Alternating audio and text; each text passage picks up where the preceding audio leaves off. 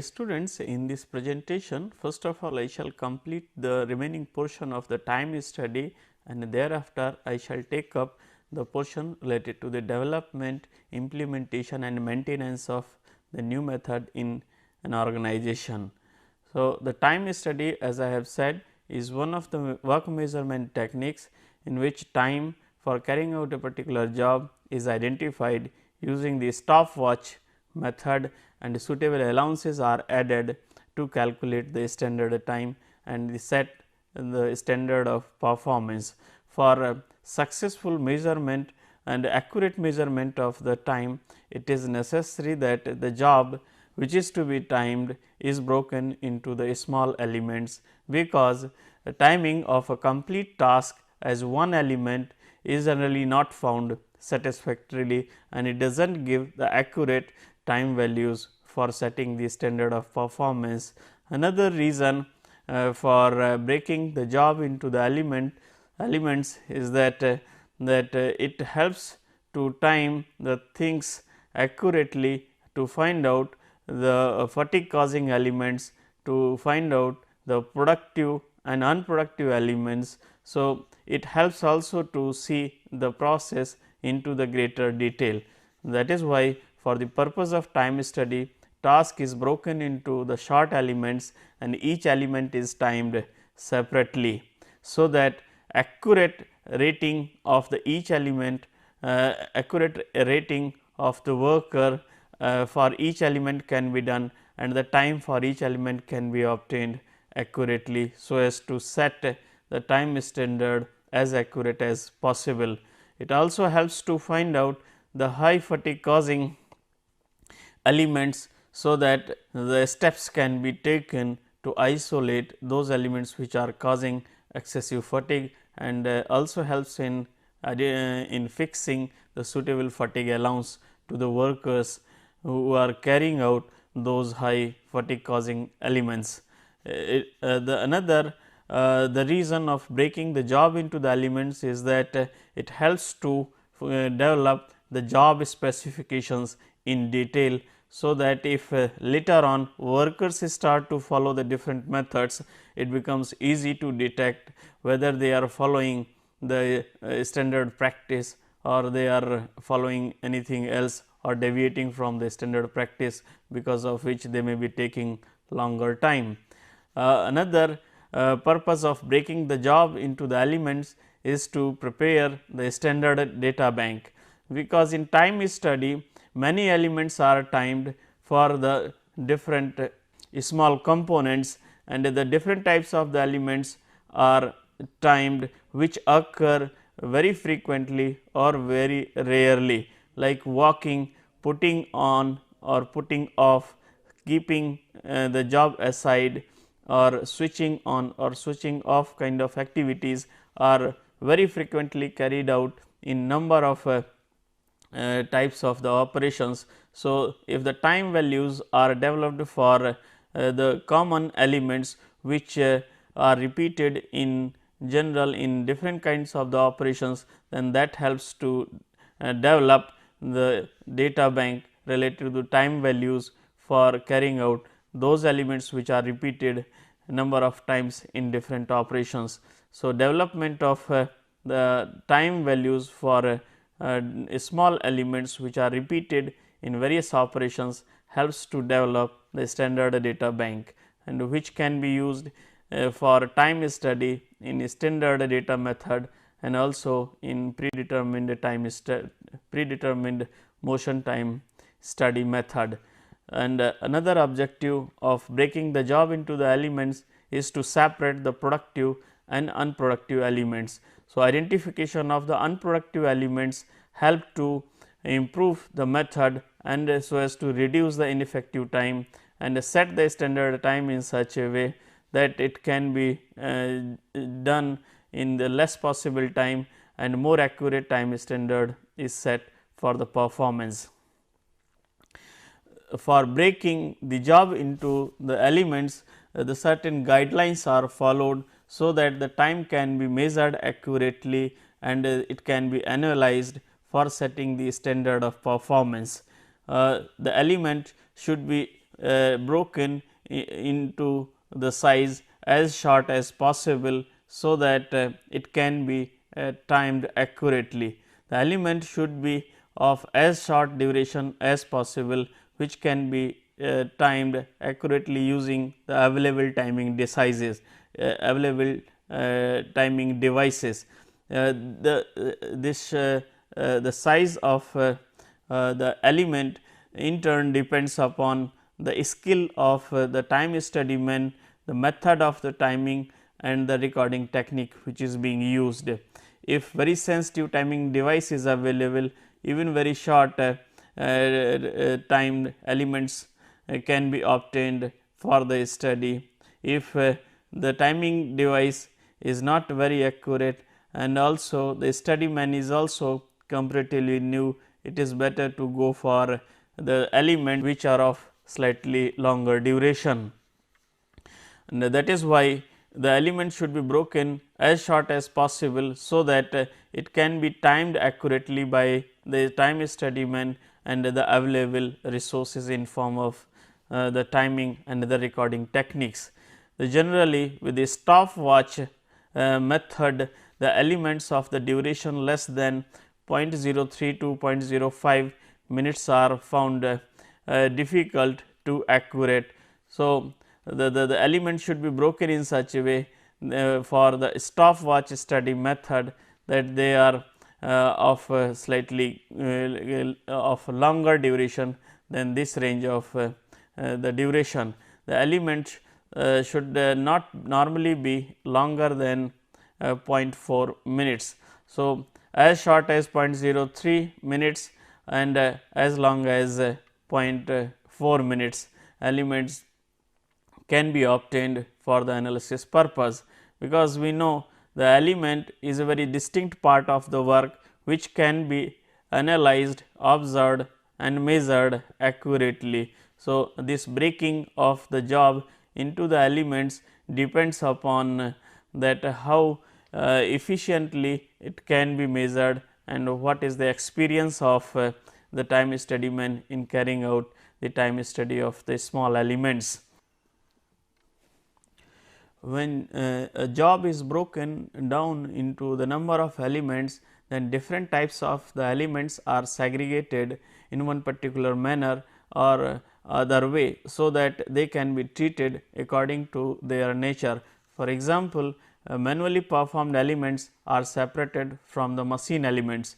Manually carried out elements which are performed manually are rated by the time study man for when they are performed, while when the machine elements are carried out by the worker, means the machine elements are not rated, but the time for machine elements can be determined by the calculation and the machine elements are not rated against the normal performance.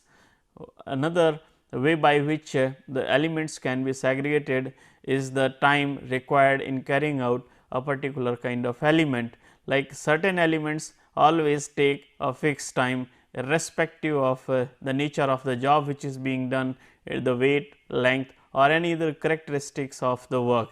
So, the such elements which always take a fixed time in carrying out those activities and they are independent of the size, weight, length, shape of the workpiece. The time is found fixed and such kind of elements are defined as a constant elements. So, the constant elements should be separated from the variable elements. Variable elements are those for which time required varies with one or other characteristic of the product.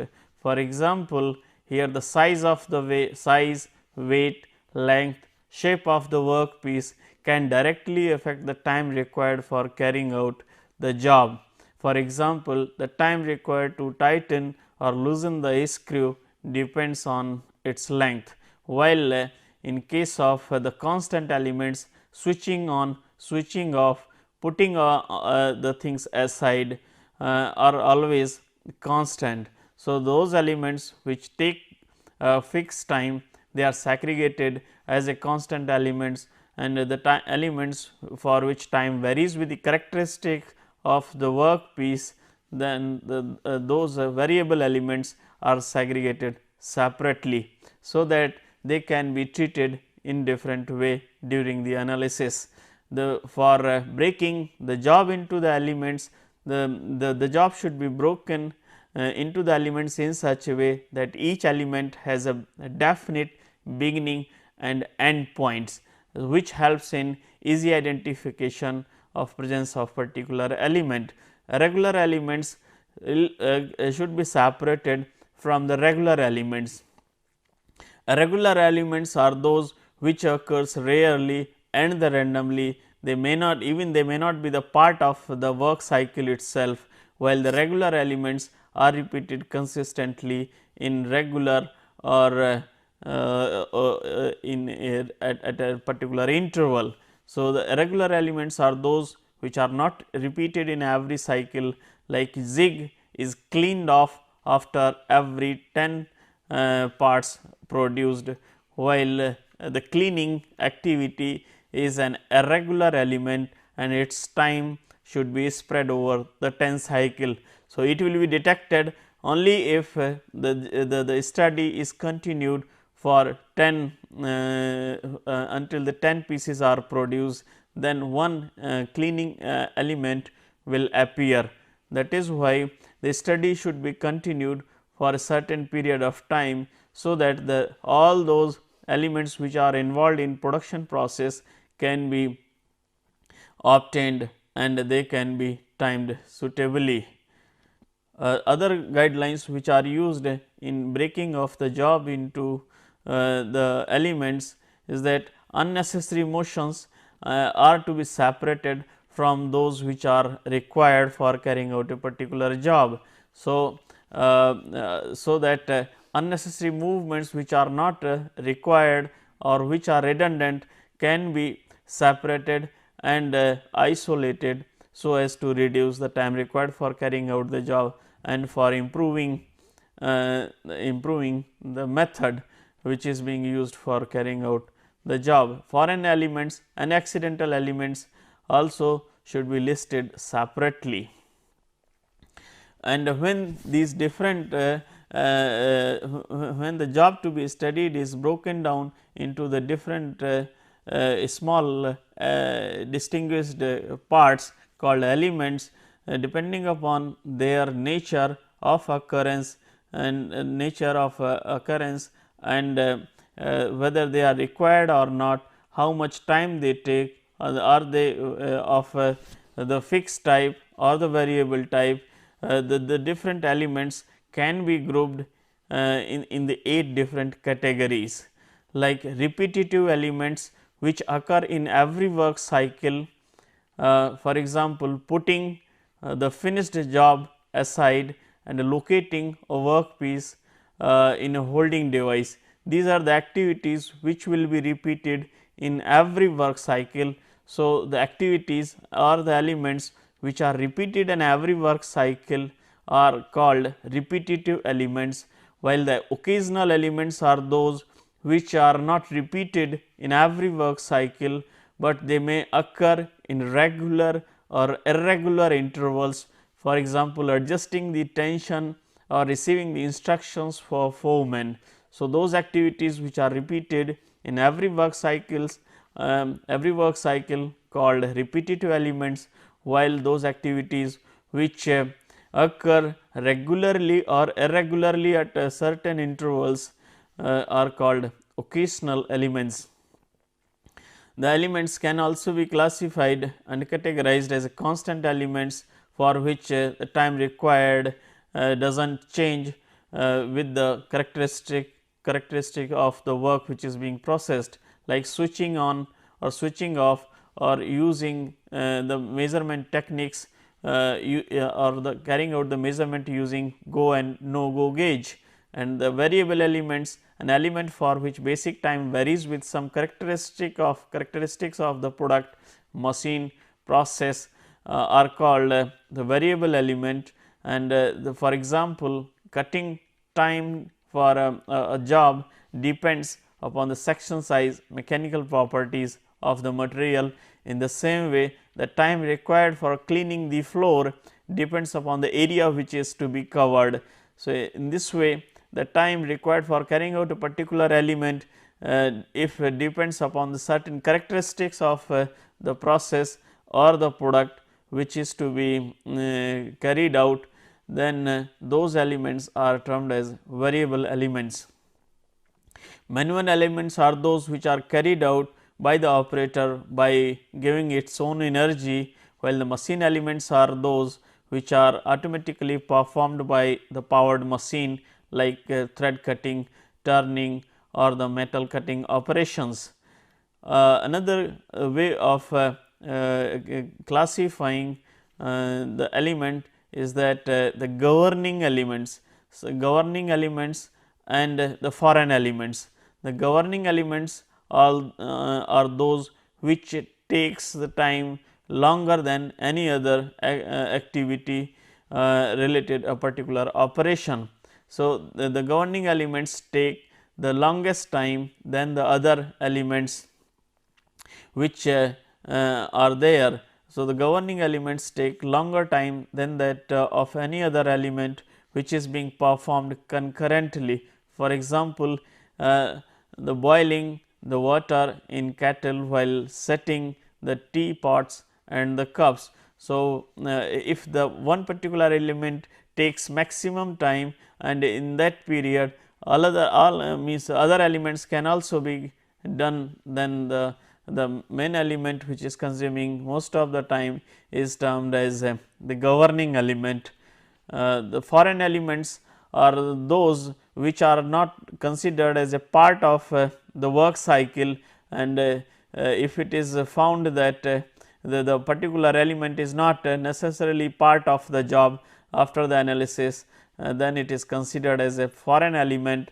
And for example, like sanding the edge of the board before planing, or just like cleaning of the grease before carrying out the machining. So, those activities which are not required or redundant can be considered as a foreign element, or these elements may not be the part of the standard practice sheet.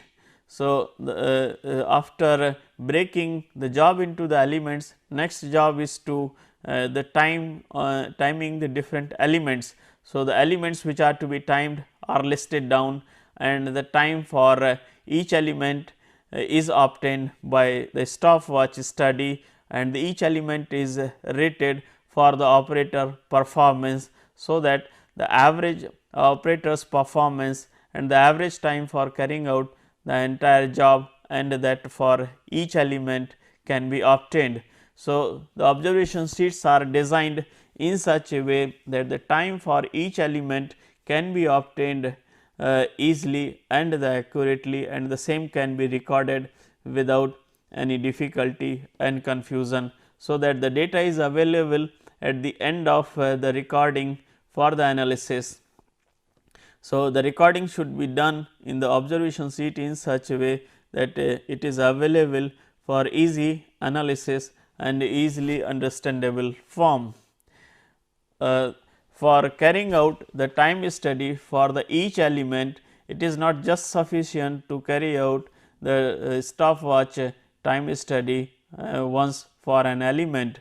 It is necessary to continue or to carry out the stopwatch study for each element until for the number of cycles until the representative time value for each element is obtained.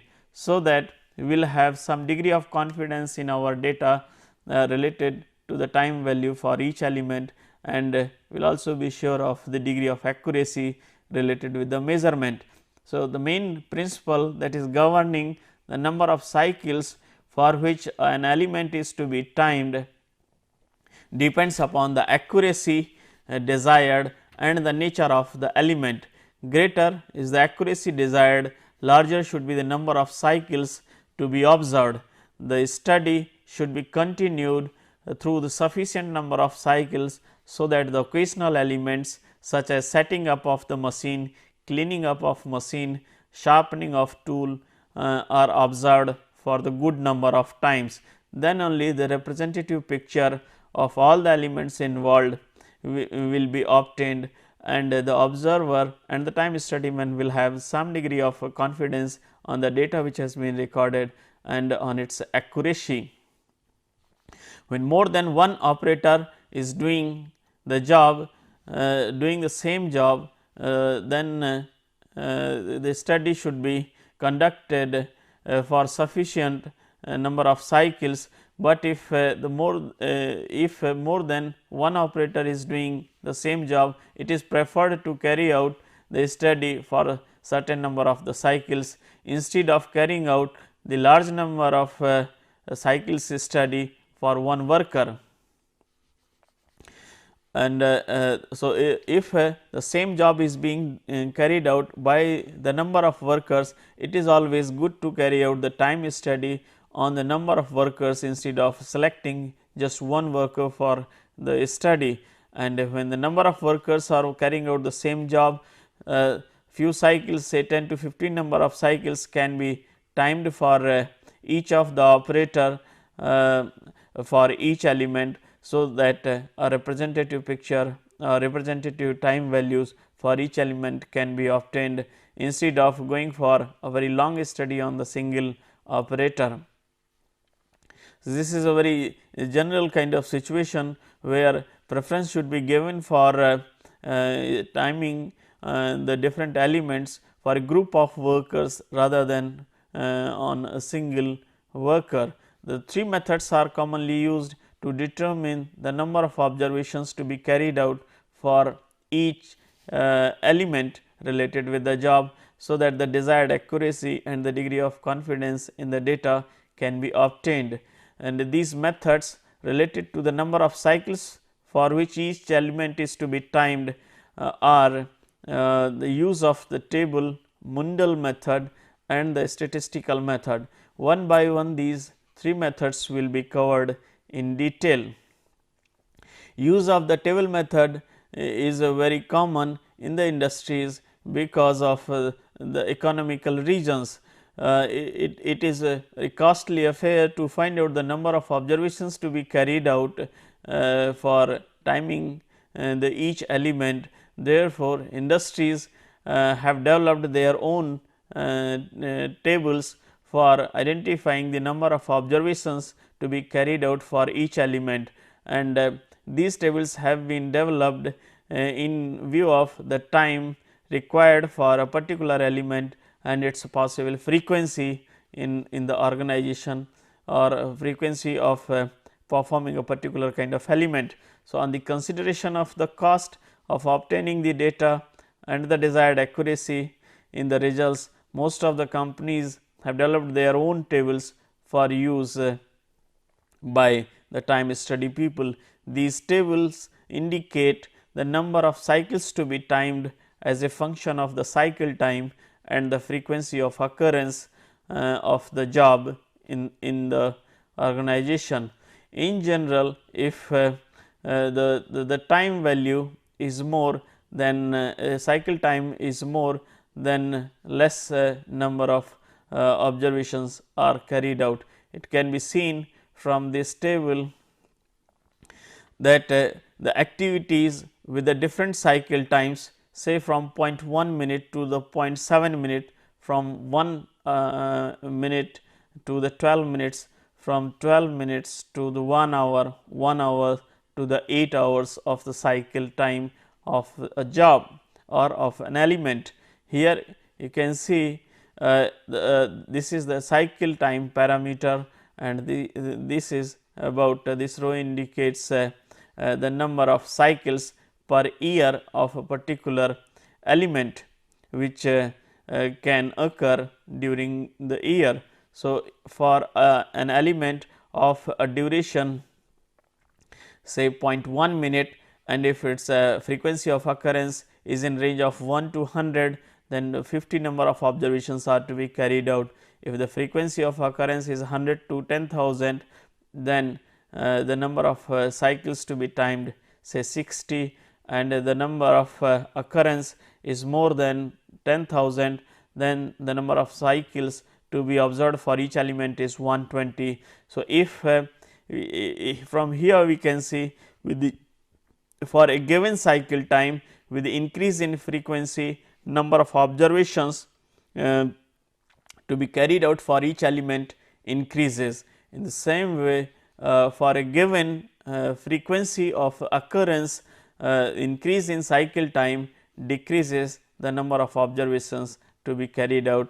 For example, if the cycle time is 8 hours and a frequency of occurrence is in range of 1 to 100, then only one observation is required, while for the frequency of occurrence is 100 to 10,000, again 1, and if it is more than 10,000 then it is 2. So, increase in cycle time decreases the number of cycles to be timed for each element, and increase in frequency increases the number of observations for which each element is to be timed. The second method of finding the number of observations required for timing each element, it depends upon what is the degree of a scatter in the data which is being obtained. In this method, initially good watch readings are obtained of the work cycle, and then the maximum and minimum values are determined. Generally 10 readings are taken if the cycle time of the job is less than 2 minutes, and for the jobs more than 2 minutes, for normally 5 readings are taken. After taking these watch readings for 10 in numbers or 5 in numbers, their highest values and their lowest values are determined. So, using the highest and lowest values, the ratio of H minus L divided by H plus L is determined, where H and L are the highest and the lowest values of the reading which have been taken earlier. These readings may be of 10 in numbers for the jobs of for the job cycle time less than 2 minutes, and this ratio can be obtained from the 5 readings if the job cycle is more than of 2 minutes. So, from this ratio is further used to find out the number of observations from the table Mundell has proposed. This table shows the different values of the ratios like H minus L divided by H plus L with the different values in these rows. Here another set of the values for this ratio, and thereafter there are 2 more rows. Here this one shows the H minus L divided by H plus L ratio value of say 0.06. The number of observations to be taken is 4 if the sample size is of 5 readings. If we have taken the sample size of 10 readings, then number of observations to be carried out only 2. In the same way, for the different values of this ratio and for the different sample size, the number of observations required can be seen directly from the table. Another example, if we take, if the ratio value is say 0.4, then for the sample size of 5 readings, the number of observations to be carried out will be 190, while if the sample size is of 10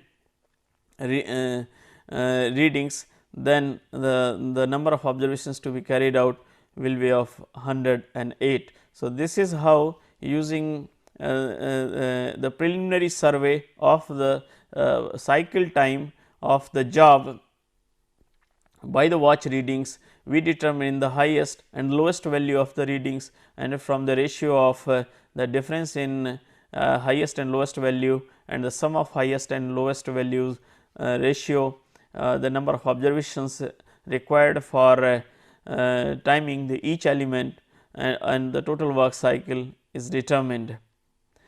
The number of observations which will be carried out, number of observations for timing of particular element or of the work cycle will give an accuracy of 5% and the 95% confidence level.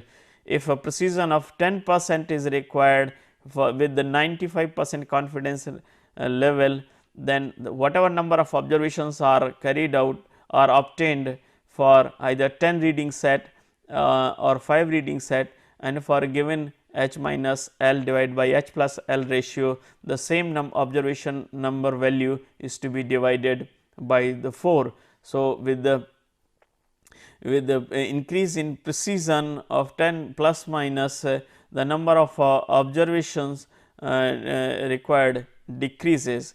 So, here if you will see the another method which is used for determining the number of observations to be carried out for each element or for the work cycle.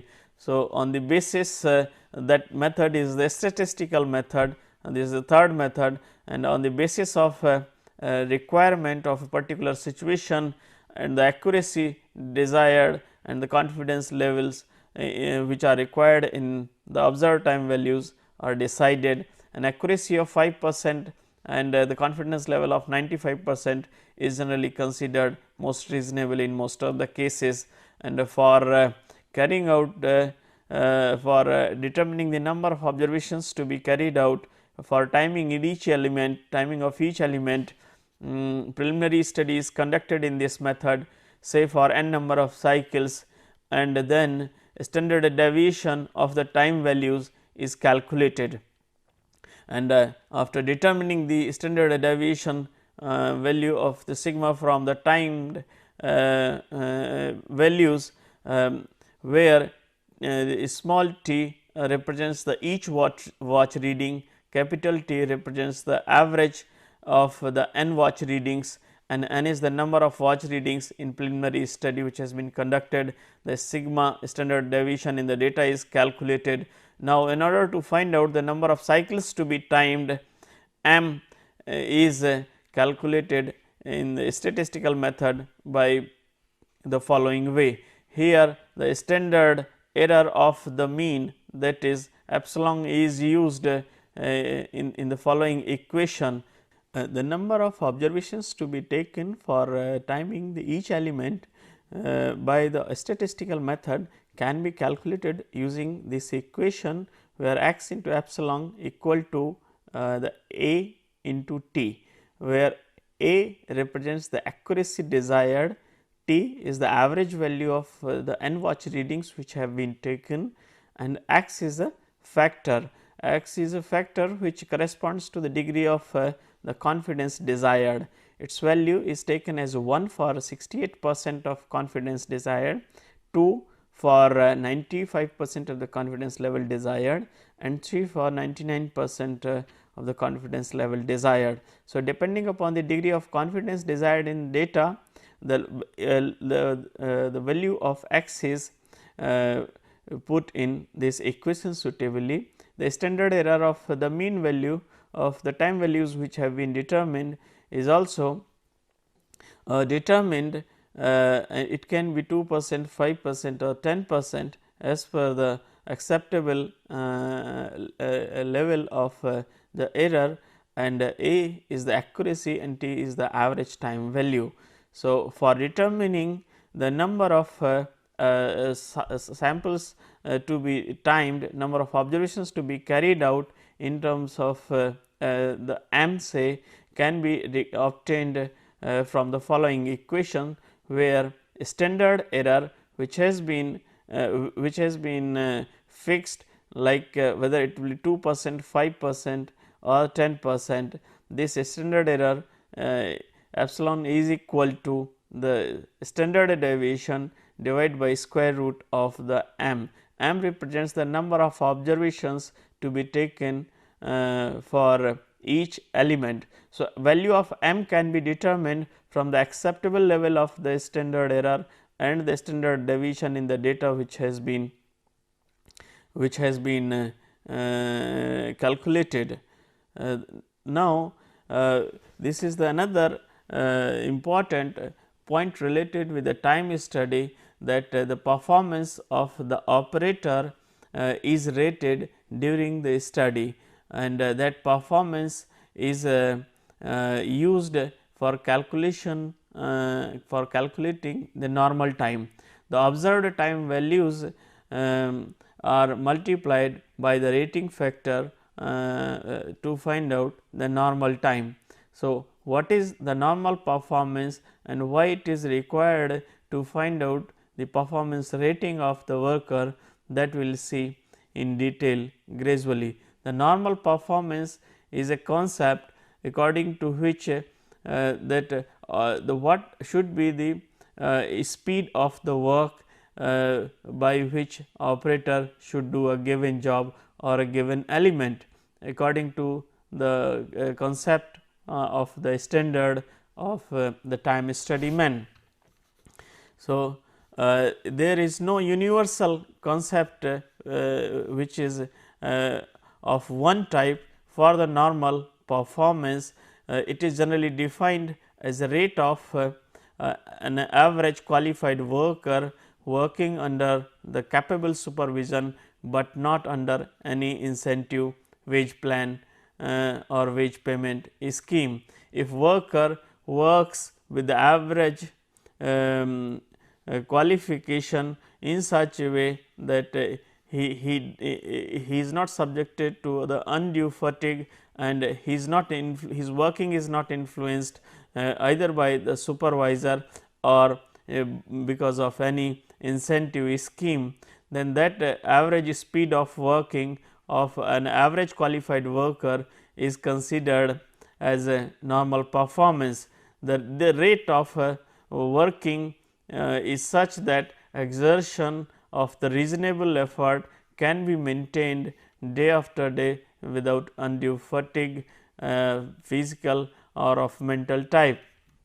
So, the normal performance is the performance by is the average rate of working by average qualified worker who can continue to carry out the job without undue physical or mental fatigue day after day, and his working rate is also not influenced by the supervisor or any incentive scheme. So, that rate of performance is considered as the normal performance.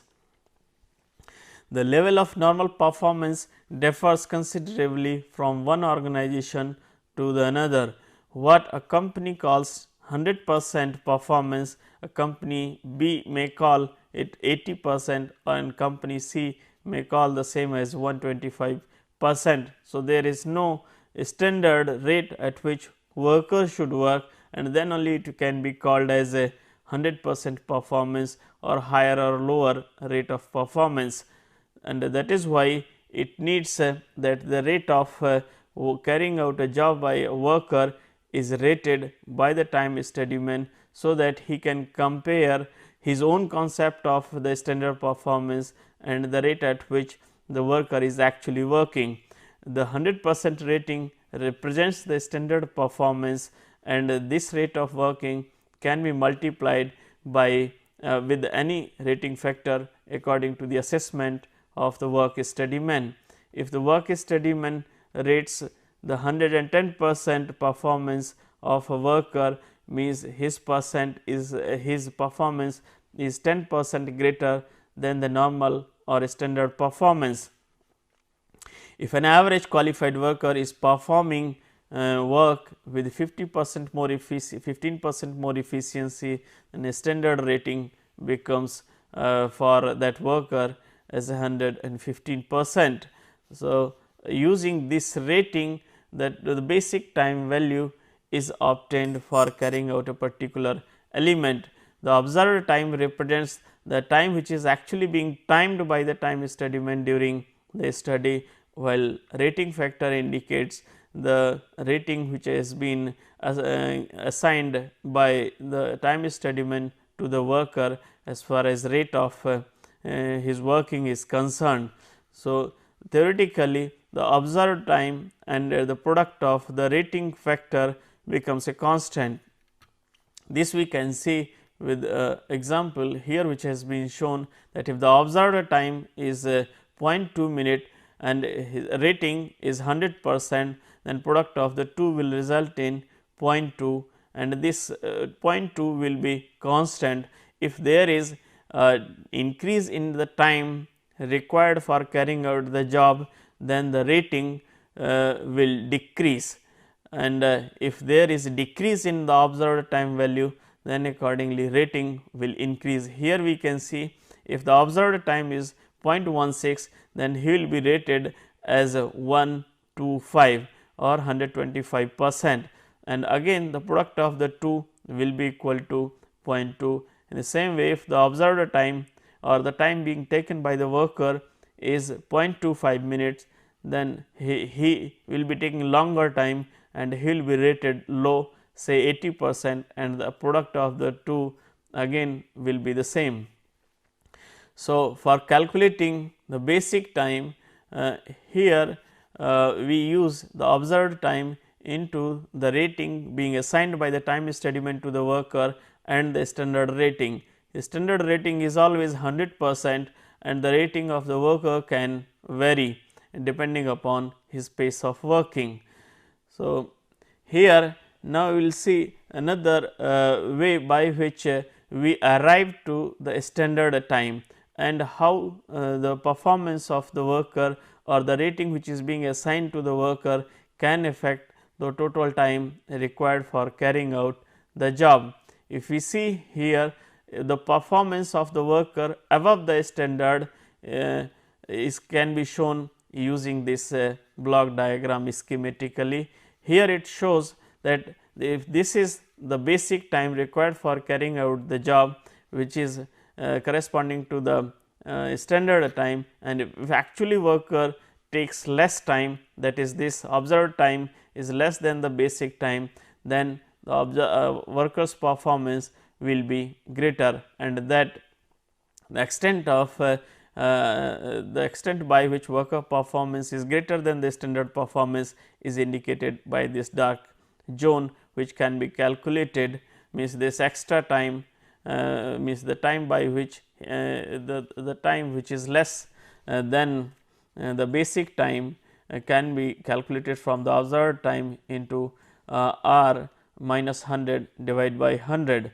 So, here this block diagram shows that observed time being taken by the worker is less than the basic time, and therefore, the performance of the worker is rated higher than the standard performance.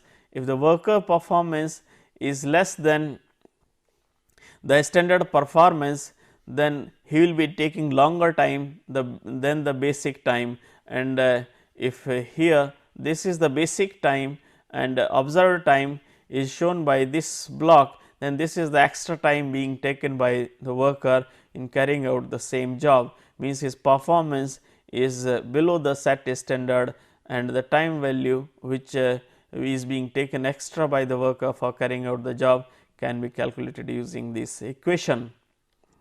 And here this diagram shows the different constituents of the standard time, which indicates that there is a basic time, there is work content and the standard time, in addition to the observed time, rating factor and the allowances related with. So, here this region from here to here indicates the basic time, and from here to here it indicates the work content.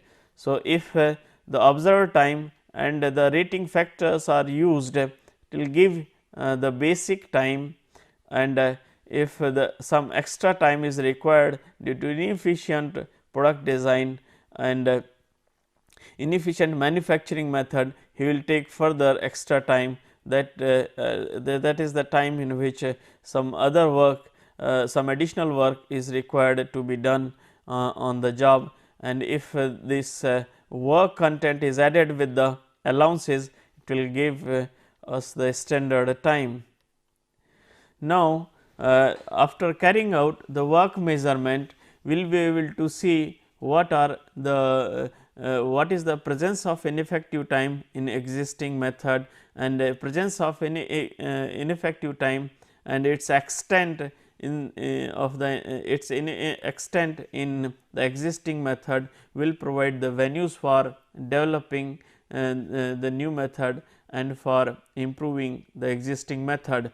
Improvement of existing method and development of the new method is carried out effectively after work measurement, which will help to identify the presence of the ineffective time, and also after the critical analysis of the existing method.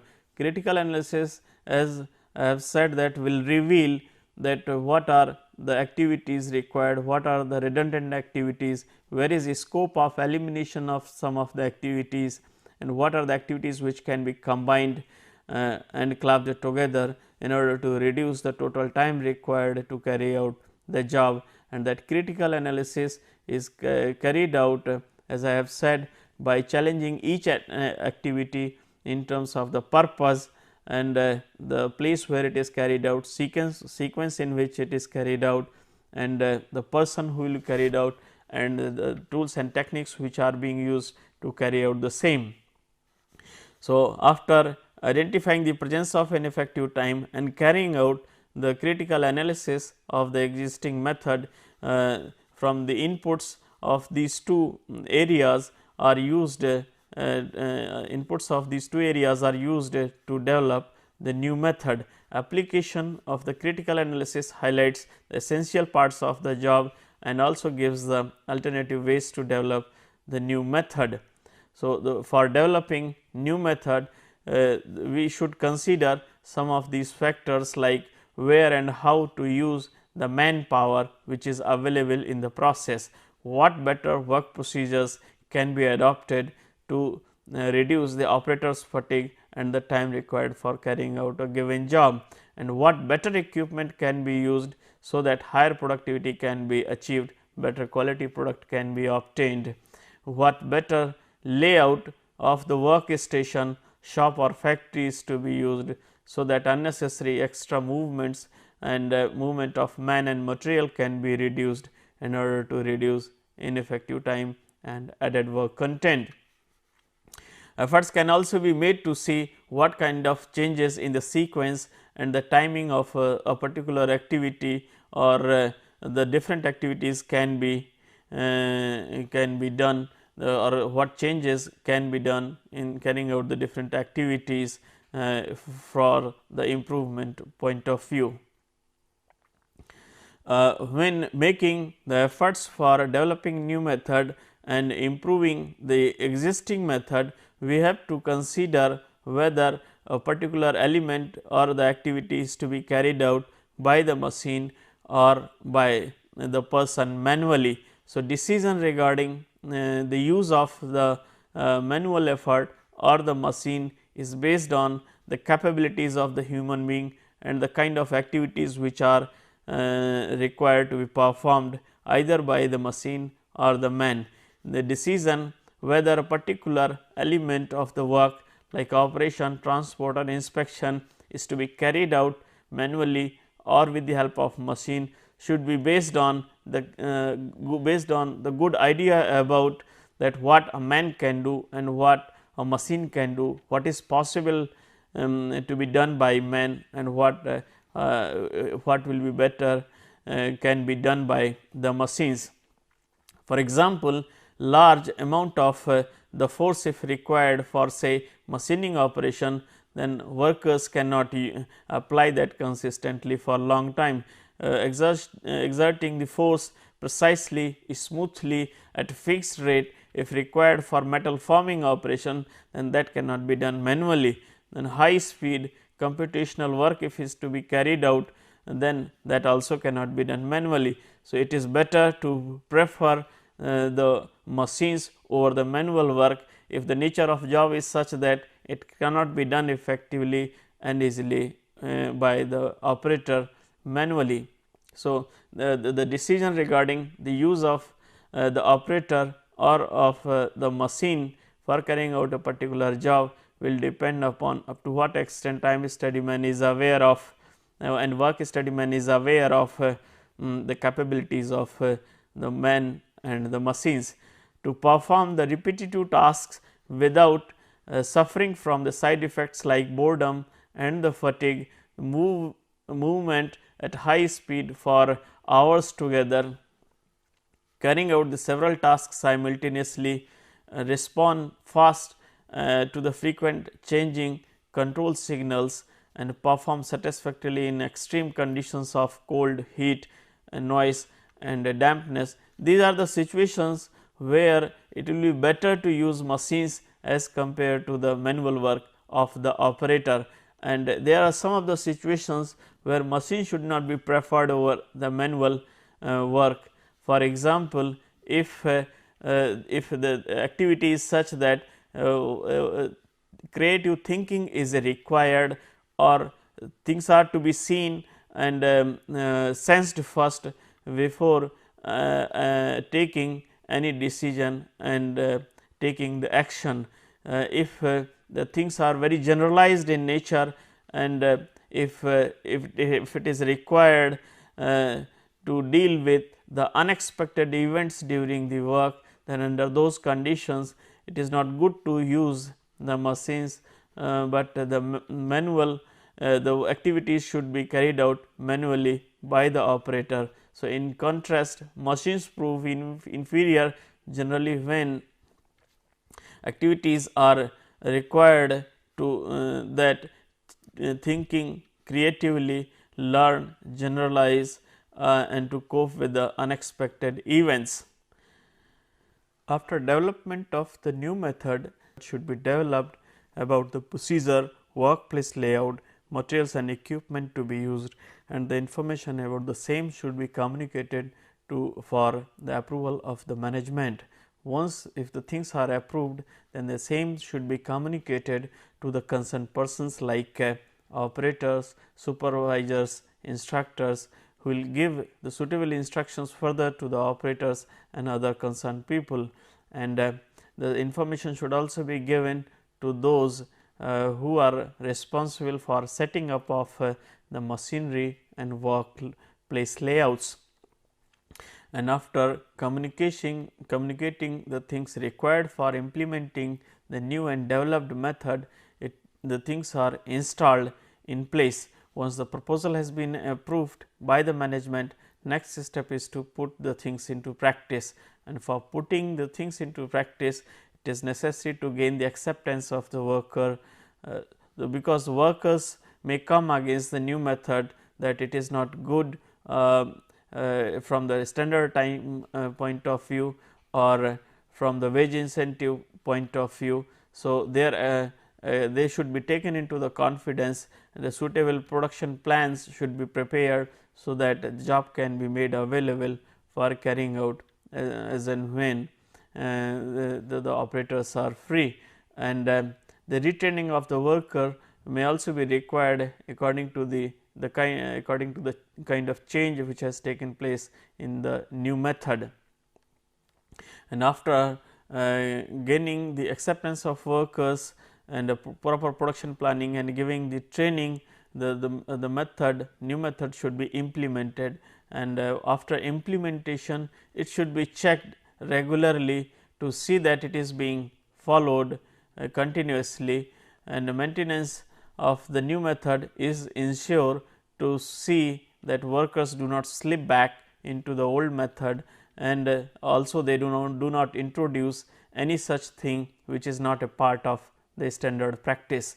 So, now I shall conclude this presentation, in which have completed the things related to the time study. First, you have seen the different types of the elements, how to find out the number of observations required for each element, and how to find out the standard time, and thereafter the things to be taken care of for development of the new method, and then implementation of the new method and the required follow ups. Thank you for your kind attention, please.